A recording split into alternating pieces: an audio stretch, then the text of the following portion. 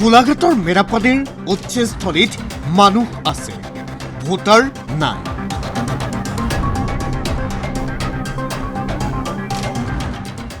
নেঘেৰিবিলৰ উচ্ছেদস্থলীত ভোটগ্ৰহণৰ সময়ত ND24।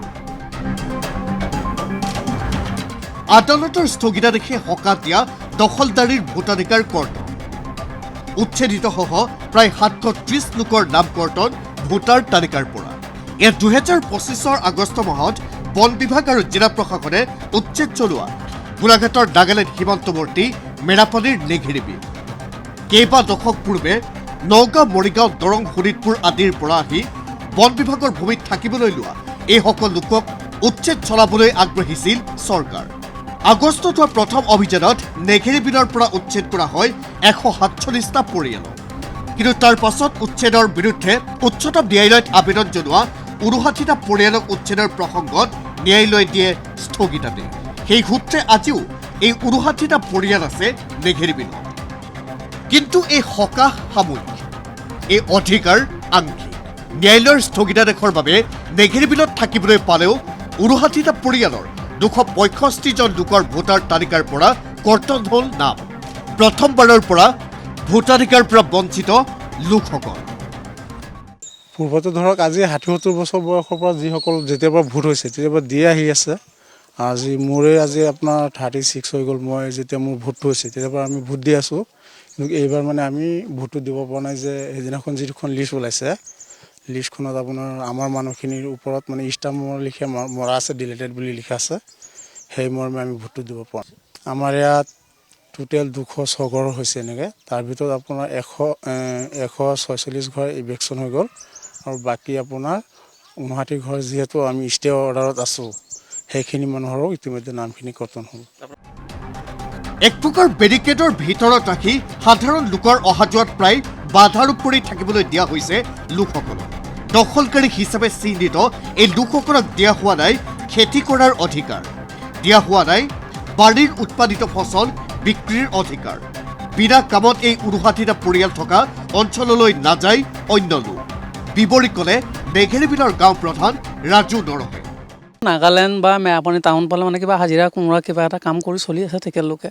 বাহিৰত মানে ইয়াতো মানে কাম বন কৰিব নিদিয়ে তেখেতলোকৰ মানে নাগালেণ্ডত কিছুমানে কাম কৰি আছে, মেৰাপানী টাউনত আশে পাশে কিছুমান কাম বনবিলাক কৰি চলি আছে তেখেতলোকে। সাধাৰণ লোকক যাবলৈ দিয়ে? সাধাৰণ লোক গৈ আছে, দুই এজনে মানে আমাৰ ফৰেষ্টাৰসকলক সোধা পোছা কৰি তেখেতলোকে যাব পৰা হৈ আছে বাৰু। কিবা বিশেষ কাম থাকিলে এনেই মানে যাব নিদিয়ে, যেনিবা কিবা কাম থাকিলে আৰু যাবলৈ দিয়ে।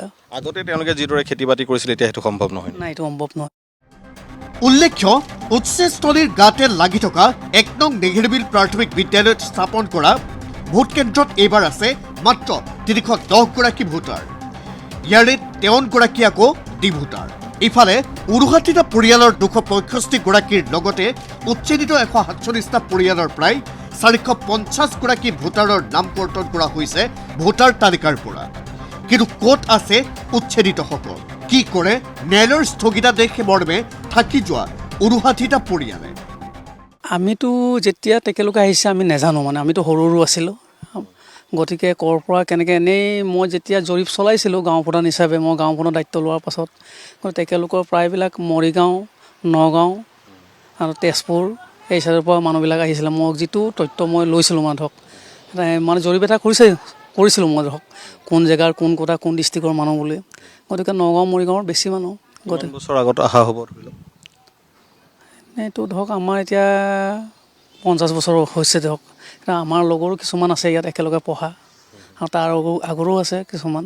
কিন্তু আমি কেতিয়া আহিছে কি কথা আমি গম নাপাওঁ, এইবোৰ আমাৰ বুঢ়াসকলেহে জানিব। স্মৰ্তব্য যে মেৰাপানীৰ নাগালেণ্ড সীমামূৰীয়া এই অঞ্চলত কোনো লোকৰ নাই মাটিৰ পট্টা। খিলঞ্জীয়াসকলক বন বিভাগে প্ৰদান কৰিছে দখলী স্বত্ব। কিন্তু এই দখলদাৰী লোকক কোনে কিয় এই অঞ্চলত বহুৱাইছিল সেয়া আজিও হৈ থাকিল অবুজ হাতৰ। ভিডিঅ' জাৰ্নেলিষ্ট বিপুল কলিতাৰ সৈতে মেৰাপানীৰ পৰা ছাজাদুল ৰাণা হুছেইনৰ ৰিপৰ্ট, ND24।